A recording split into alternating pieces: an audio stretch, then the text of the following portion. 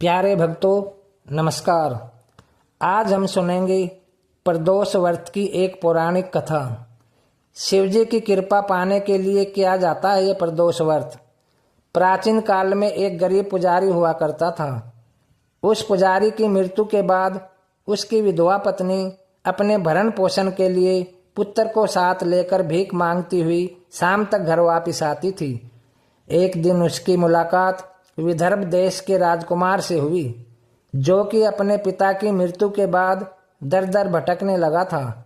उसकी यह हालत पुजारी की पत्नी से देखी नहीं गई। वह उस राजकुमार को अपने साथ अपने घर ले आई और पुत्र जैसा रखने लगी।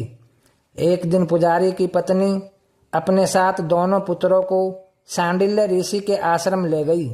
वहां उसने ऋषि से शिवजी के प्रदोष व्रत की कथा एवं विधि सुनी तथा घर जाकर अब वह भी प्रदोष व्रत करने लगी।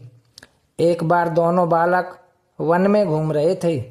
उनमें से पुजारी का बेटा तो घर लौट गया, परंतु राजकुमार वन में ही रह गया। उस राजकुमार ने गंधर्व कन्याओं को क्रीड़ा करते हुए देखा तो उनसे बात करने लगा। उस कन्या का नाम अंशुमति था। उस दिन वह राजकुमार घर देरी से लौटा। राजकुमार दूसरे दिन फिर से उसी जगह पहुंचा जहां अंशुमति अपने माता पिता से बात कर रही थी।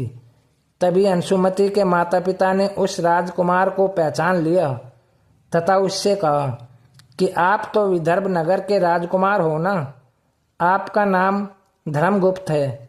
अंशुमति के माता पिता को वह राजकुमार पसंद आया और उन्होंने कहा कि शिवजी की कृपा से हम अपनी पुत्री का विवाह आपसे करना चाहते हैं।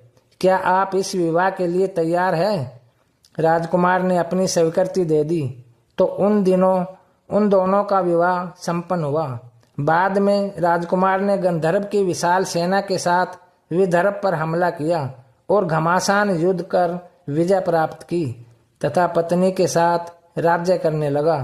वहां उस महल में वह पुजारी की पत्नी और पुत्र को आदर के साथ ले आया तथा साथ रखने लगा।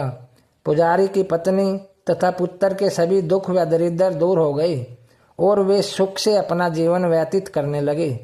एक दिन अंशुमति ने राजकुमार से इन सभी बातों के पीछे का कारण और रहस्य पूछा।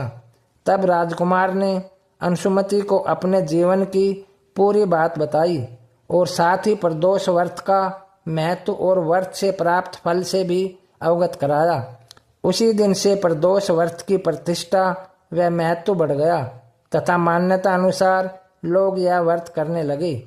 कई जगहों पर अपनी श्रद्धा के अनुसार स्त्री पुरुष दोनों ही यह व्रत करते हैं। इस व्रत को करने से मनुष्य के सभी कष्ट और पाप नष्ट होते हैं एवं मनुष्य को अभीष्ट की प्राप्ति होती है। तो भक्तों, ये थी प्रदोष व्रत की कथा। प्यार से बोलो हर हर महादेव। वीडियो कैसी लगी कमेंट करें, लाइक और सब्सक्राइब अवश्य करें।